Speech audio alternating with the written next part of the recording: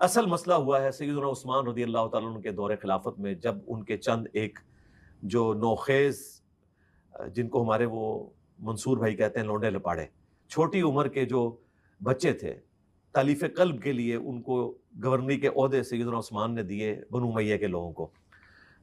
بدنیتی نہیں تھی پیچھے، چاہتے تھے کہ چلو ان کو بھی تھوڑا سا ہم اپریشیٹ کریں اس حوالے سے کہ وہ اسلام قبول کیا، تو وہ اتنے ایکسپیرینس لوگ نہیں تھے۔ مرزے نے یہ زبان اس ویڈیو میں استعمال کی ہے جس میں مرزا دوسروں کو تلقین کر رہا ہے، ہدایات دے رہا ہے کہ پازیٹیو چیزوں کو ہائی لائٹ کرنا چاہیے۔ تو یہ پازیٹیو چیزیں کافی موجود ہیں سنی اور شیعہ کے ہاں، ان کو ہائی لائٹ کیا جائے اور اس فرقہ واری سے باہر نکلے۔ دوسروں کو تو یہ کہہ رہے ہیں کہ پازیٹیو چیزوں کو ہائی لائٹ کیا جائے، فرقہ واریہ سے باہر نکلا جائے۔ اپنی حالت اس کی کیا ہے؟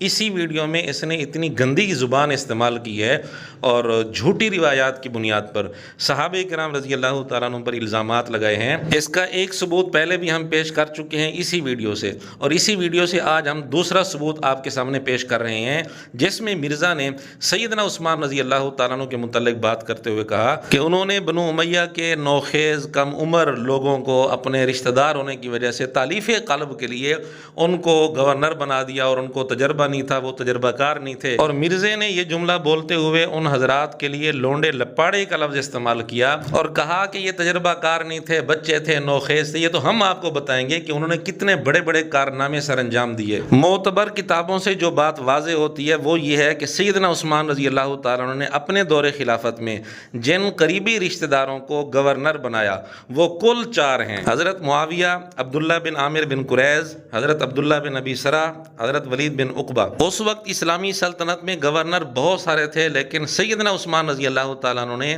اپنے قریبی رشتہ داروں میں سے جن کو گورنر بنایا وہ صرف یہی 4 ہیں۔ پھر ان 4 میں سے سیدنا معاویہ رضی اللہ تعالیٰ عنہ کو گورنر حضرت عثمان نے نہیں بنایا، بلکہ حضرت عمر رضی اللہ تعالیٰ عنہ نے پہلے سے ہی بنایا ہوا تھا۔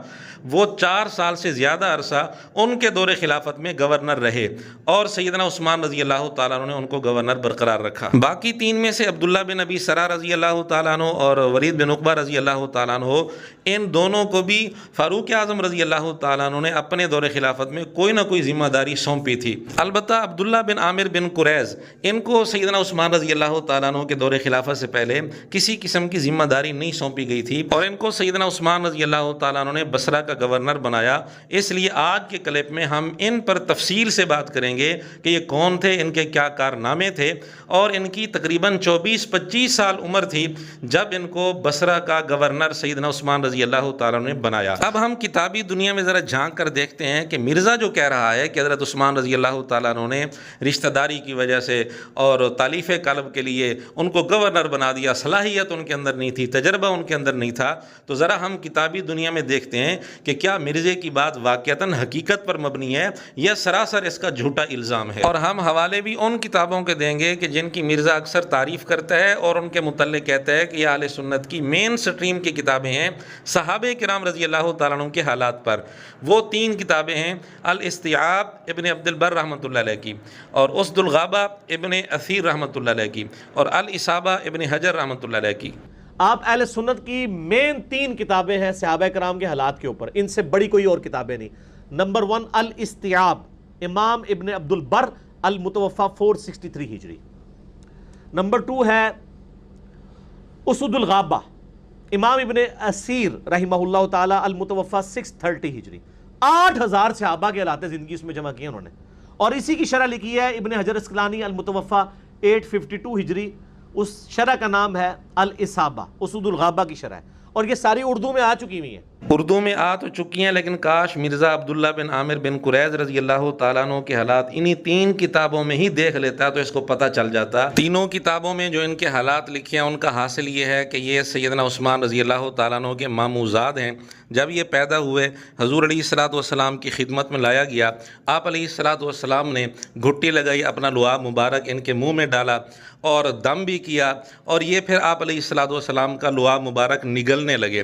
حضور علیہ الصلوۃ والسلام نے فرمایا کہ اس کو سیراب کیا جائے گا، اور پھر ہوتا بھی ایسے تھا، کسی علاقے میں جاتے تھے تو پانی ان کے سامنے ظاہر ہو جاتا تھا، یعنی پانی ان کو آسانی سے مہیا ہو جاتا تھا۔ اسی موقع پر ان کے متعلق حضور علیہ الصلوۃ والسلام نے یہ بھی فرمایا تھا، ھذا شبہنا، یہ ہمارے مشابہ ہے۔ اور مرزا ان کے متعلق کیا لفظ بول رہا تھا؟ لونڈے لپاڑے، نعوذ باللہ۔ جہاں تک ان کے ذاتی مزاج کا تعلق ہے، تینوں کتابوں میں لکھا ہے کہ سخی تھے، بہادر تھے اور بابرکت تھے۔ جب سیدنا عثمان رضی اللہ تعالیٰ عنہ نے ان کو بصرہ کا گورنر بنایا، ان کی عمر 24 یا 25 سال تھی۔ جو ہی یہ بصرہ کے گورنر بنے، اسلامی سلطنت کے لیے فتوحات کا ایک بہت بڑا دروازہ کھل گیا۔ خراسان کا مکمل علاقہ انہوں نے فتح کیا، اس لیے ان کو فاتح خراسان کہا جاتا ہے۔ الاستیاب میں لکھا ہے کہ اس بارے میں کوئی اختلاف نہیں ہے کہ فارس کے اطراف والے سارے علاقے انہوں نے فتح کیے، خراسان مکمل انہوں نے فتح کیا، اصبہان، حلوان، کرمان، یہ سارے علاقے انہوں نے فتح کیے۔ اسد الغابہ کے اندر بھی اسی طرح کا مضمون ہے، اور ساتھ یہ بھی لکھا ہے کہ انہی کی عمارت میں یزدجرد جو کسریٰ تھا، یعنی فارس کا آخری بادشاہ، وہ بھی انہی کی ولایت میں، انہی کی عمارت میں قتل کیا گیا۔ اس کے علاوہ بھی بہت سارے علاقوں کا نام تاریخ میں ملتا ہے جن علاقوں کو انہوں نے فتح کیا، جیسے سجستان جو امام ابو داؤد رحمۃ اللہ علیہ کا علاقہ ہے، اور اسی طرح کابل ہے، افغانستان کے دوسرے علاقے ہیں جو انہوں نے فتح کیے تھے۔ اگر مرزے کے شاگرد یہ کتابیں نہ پڑھ سکیں تو کم از کم ویکیپیڈیا پر دیکھ لیں، عبداللہ بن عامر بن قریظ نام لکھیں اور ان کی فتوحات دیکھ لیں، کتنے علاقوں کو انہوں نے فتح کیا۔ فتوحات کا ایک بہت بڑا دروازہ کھل گیا تھا اور اسلامی سلطنت کو انہوں نے بہت زیادہ پھیلا دیا تھا۔ یہ ہیں وہ عظیم نوجوان جن کو حضور علیہ الصلوۃ والسلام کی گھٹی لگی، آپ نے دعائیں کی ان کے لیے، اور اتنی ساری فتوحات انہوں نے کی۔ ان کے متعلق مرزا بکواس کر رہا تھا کہ جی یہ ناتجربہ کار تھے، ان کو تجربہ نہیں تھا، اور یہ نوخیز تھے، بچے تھے، حتیٰ کہ اس بدبخت آدمی نے لونڈے لپاڑے کا لفظ ان کے لیے استعمال کیا۔ اور مرزے کو ہم یہ بھی بتاتے چلیں کہ حضور اکرم صلی اللہ علیہ وآلہ وسلم نے فتح مکہ کے بعد مکہ کا جو گورنر بنایا وہ تھے عتاب بن اسید رضی اللہ تعالیٰ عنہ۔ 20-21 سال ان کی عمر تھی، اور اسی وقت اسلام لائے تھے فتح مکہ کے موقع پر، اور ہیں بھی بنو امیہ میں سے۔ حضور اکرم صلی اللہ علیہ وآلہ وسلم نے ان کو مکہ کا گورنر بنایا۔ اگر دوسری کتابیں نہ دیکھ سکیں تو مرزے کے شاگرد ویکیپیڈیا ہی دیکھ لیں۔ اگر اس موقع پر مرزا موجود ہوتا تو اس بدبخت نے حضور اکرم صلی اللہ علیہ وآلہ وسلم کے اس فیصلے پر بھی اعتراض کرنا تھا کہ یہ کم عمر ہیں، نوخیز ہیں، بچے ہیں، تجربہ نہیں ہے، اور لونڈے لپاڑے ہیں، نعوذ باللہ، ان کو آپ گورنر بنا رہے ہیں۔ بہرحال مرزے نے سیدنا عثمان رضی اللہ تعالیٰ عنہ کے گورنروں کے متعلق جو بات کی ہے یہ سراسر بغض پر مبنی ہے، جھوٹ ہے، اس کا حقیقت سے کوئی تعلق نہیں ہے۔ اور عبداللہ بن عامر بن قریظ رضی اللہ تعالیٰ عنہ جیسے گورنروں پر انگلی وہ شخص اٹھا رہا ہے جو جہاد سے اتنا کتراتا ہے کہ 15 سال فوج کے اندر ملازمت کے باوجود کہتا ہے کہ ہمارے پاس نہ اسلحہ ہے، نہ ٹریننگ ہے، ہم تو معذور ہیں، ہم تو جہاد کے لیے نہیں جائیں گے۔ اس طریقے سے کہ لاٹھیوں اور ڈنڈوں کے ساتھ جب آپ جا کے کافروں کی فوجوں سے لڑیں گے تو یہ تو معذور لوگ ہیں، ان کے اوپر تو جہاد ہے ہی نہیں ہے۔ میں اور آپ سارے معذور ہیں کیونکہ ہمارے پاس نہ ٹریننگ ہے نہ اسلحہ۔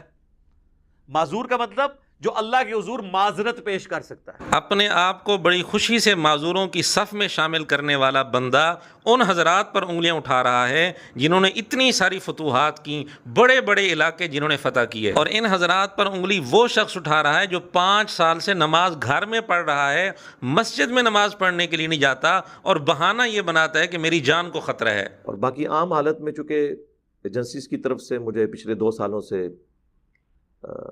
تھریٹس کے حوالے سے بتایا گیا تھا، اس لیے نماز وغیرہ تو میں پبلک پلیس کے اوپر نہیں پڑھتا ہوں، مجبوری کی وجہ سے۔